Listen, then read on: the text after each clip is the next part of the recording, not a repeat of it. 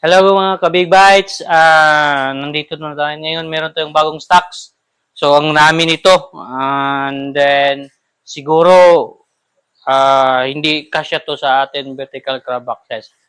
So, i-unbox natin ngayon. So, ano yung mga steps na ginagawa namin pag meron kaming bagong stocks? Ito, dalawang boxes. So, ito is na, tingnan natin, ito, na ano na natin, yung half nito na unbox na natin tapos nilagay natin sa disinfection. So, para yung mga parasites na kung meron man sila, hindi natin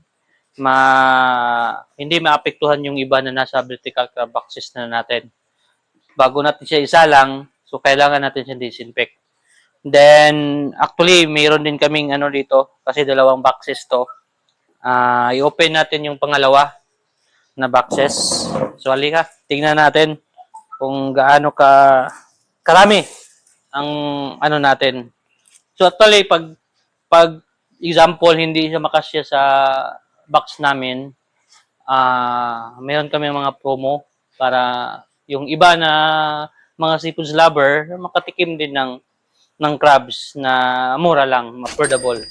Pero iba talaga pag naka-vertical crab farming, of course, mayroong kaibahan sa pricing. So, tingnan natin nito. Yan. Eh. Ah.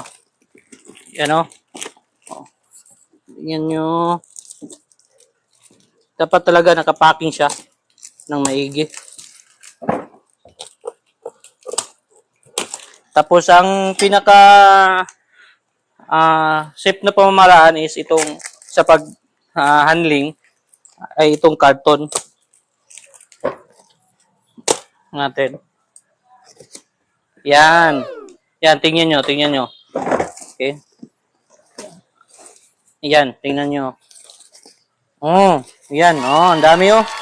So, ito ay ano, mga nasa medium size siya. Tingnan nyo. Medyo ano siya, mga small size. So, tingnan nyo dito. Ito, malalaki. Yan, mga malalaki siya. Especially na dito sa nauna naming sinalang kasi ni-priority namin yung mga malaki. Yan po ito. Yan o. Tingnan nyo gaano siya kalaki. Yan. Yan o. Okay. Yan. Then ito yung mga maliliit. Tingnan nyo gaano siya karami. So ito yung mga maliliit ang i-promo natin. Abangan ninyo. Okay. Bye-bye for now. Thank you. Thank you for watching.